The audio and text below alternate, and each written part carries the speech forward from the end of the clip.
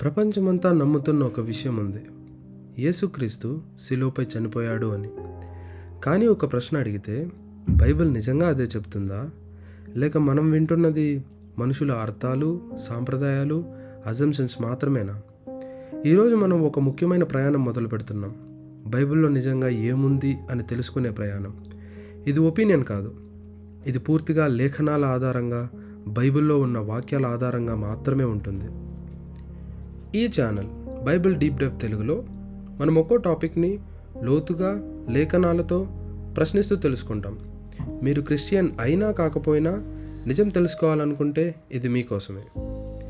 ఈ సిరీస్లో మన మొదటి ప్రశ్న, యేసు నిజంగా శిలువపై మరణించారా?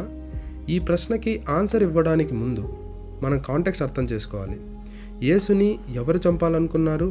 అది దేవుని ఆలోచననా లేకపోతే మనుషుల కుట్రనా?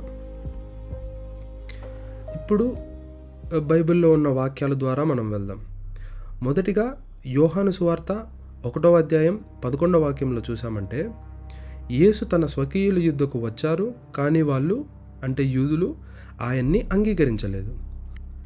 అంగీకరించకపోవడమే కాదు, ఆయన్ని అవమానించారు కూడా.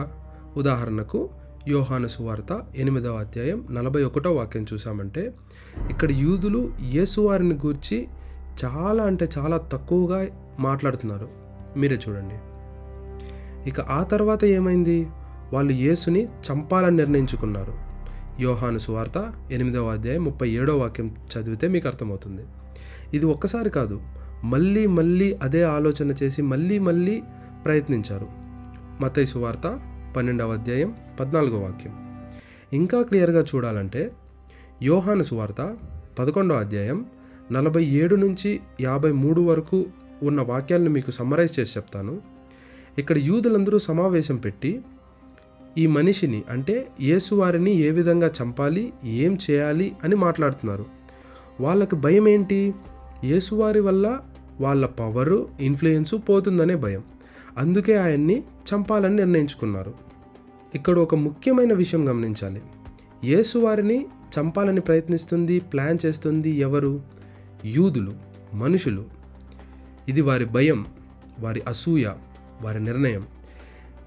ఇప్పుడు మనం చూసిన ఏ వాక్యాల్లో కూడాను దేవుడు యేసువారిని భూమి మీదకి పంపించింది శిలువ మరణం పొందాలని, అది దేవుడి ఆలోచనని ఎక్కడా కూడాను లేదు. ఇక్కడ కంప్లీట్గా యూదులు ప్రయత్నం చేస్తున్నారు యేసువారిని చంపాలని. యూదులు భయపడుతున్నారు వాళ్ళ పవర్, ఇన్ఫ్లుయెన్స్ పోతుందని. యూదులు యేసువారిని అవహేళన చేశారు, అవమానించారు. సో ఇక్కడ కన్ఫ్యూజన్ ఏంటి? కన్ఫ్యూజన్ యేసువారు శిలువపైన మరణం పొందాలని చెప్పి దేవుడి నిర్ణయంగా ఇక్కడెక్కడానూ కనిపించట్లేదు. మనకి కనిపిస్తున్నదల్లా యూదులు యేసువారిని చంపాలనుకుంటున్నారు, యూదులు యేసువారిపై కుట్రలు బన్నుతున్నారు. సో ఇలాంటి కన్ఫ్యూజన్స్ కోసమే యేసువారు ఏమన్నారో ఒకసారి చూసామంటే, మార్కు సువార్త 12వ అధ్యాయం 24వ వాక్యం చూసామంటే, మీరు లేఖనాలు తెలియక పొరబడుతున్నారు, దేవుడి శక్తి తెలియక పొరబడుతున్నారు అని యేసువారు స్వయంగా చెప్తున్నారు. అదేవిధంగా లూకా సువార్త 24వ అధ్యాయం 25 నుంచి 27 వరకు చూసామంటే, ప్రవక్తలు చెప్పిన మాటల్ని నమ్మండి అని అంటున్నారు యేసయ్యవారు. అంటే మనం ఏ విషయమైనా నిర్ణయించుకోవాలంటే, ఏదైనా డెసిషన్ని ఇది కరెక్ట్ అని అనుకోవాలంటే మనం కంప్లీట్గా లేఖనాలనే ఆధారం చేసుకోవాలి, ప్రవక్తలు చెప్పిన మాటలను ఆధారం చేసుకోవాలి. అదేవిధంగా యేసువారు అంటున్నారు, లూకా సువార్త 24వ అధ్యాయం 44వ వాక్యం చూసామంటే, ఇక్కడ యేసువారు చెప్తున్నారు, మోషే ధర్మశాస్త్రాన్ని, ప్రవక్తలు చెప్పిన మాటలని, కీర్తనలు చెప్పిన మాటలు అన్నీ యేసువారి గురించినే ఉన్నాయి అని యేసువారు స్వయంగా చెప్తున్నారు. అదేవిధంగా నేను ఆ మాటలను, ఆ లేఖనాలను కొట్టివేయడానికి కాదు కానీ నెరవేర్చడానికి మాత్రమే వచ్చాను అని కూడా యేసువారే స్వయంగా చెప్పారు. ఇది మనకి మత్తయి సువార్త 5వ అధ్యాయం 17వ వాక్యంలో ఉంది.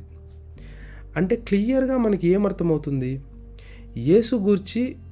యేసువారి గురించి మనం ఏదైనా నిజం తెలుసుకోవాలంటే సాంప్రదాయాలు కాదు, అజంప్షన్స్ కాదు, అభిప్రాయాలు కాదు, మనం లేఖనాలకు వెళ్ళాలి, ప్రవక్తలు చెప్పిన మాటల దగ్గరికి వెళ్ళాలి, కీర్తనల గ్రంథాల్లో ఆయన గురించి రాయబడిన వాక్యాల దగ్గరికి వెళ్ళాలి. అప్పుడే మనకి యేసువారి గురించిన నిజాలు తెలుస్తాయి.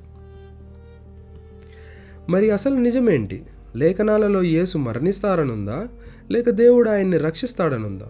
ప్రవక్తలు ఏమి చెప్పారు? దీంతోపాటు ఇంకొక విషయం గమనించామంటే, యేసువారు ఒక ప్రార్థనలో ఇలా అన్నారు. ఏమని? యోహాను సువార్త 17వ అధ్యాయం 4వ వాక్యం చూసామంటే, యేసువారు స్వయంగా దేవుడితో అంటున్నారు, చేయుటకు నీవు నాకు ఇచ్చిన పనిని భూమి మీద నేను సంపూర్ణంగా చేసి తిని అని. సంపూర్ణమంటే 100కి 100% కంప్లీట్ చేశారు అని. యేసువారు ఏ పని మీద భూమి మీదకి పంపబడ్డారో ఆ పనిని యేసువారు సంపూర్ణం చేసేశారు. ఇక్కడ గమనించాల్సిన విషయం ఏంటంటే, ఈ ప్రార్థన యేసువారు దేవుడికి ఎప్పుడు చేస్తున్నారు చూసామంటే, ఈ ప్రార్థన సిలువ ఎక్కడానికంటే ముందే చేస్తున్నారు యేసువారు దేవుడితో. ఇప్పుడు ఒక ప్రశ్న ఏంటి? యేసు భూమి మీదకి వచ్చిన ముఖ్యమైన పని ప్రపంచమంతా అనుకునే విధంగా సిలువపై మరణించడం కోసమే అయితే, ఆయన ఇలా చెప్పాలి కదా, నేను ఇంకా పనిని పూర్తి చేయలేదు, ఇంకా కొంచెం పెండింగ్లో ఉంది, నేను వెళ్ళి ఆ శిలువ మరణం పొంది తిరిగి లేచొచ్చిన తర్వాత నా పని సంపూర్ణమవుతుందని చెప్పాలి. కానీ అలా లేదే. శిలువ ఎక్కడానికంటే ముందే యేసువారి దేవుడితో పనిని సంపూర్ణం చేసేసాను, భూమి మీదకి ఏ పని మీద అయితే వచ్చానో ఆ పని సంపూర్ణం చేసేసానని అంటున్నారు. ఇది మనల్ని ఆలోచింపచేయదా?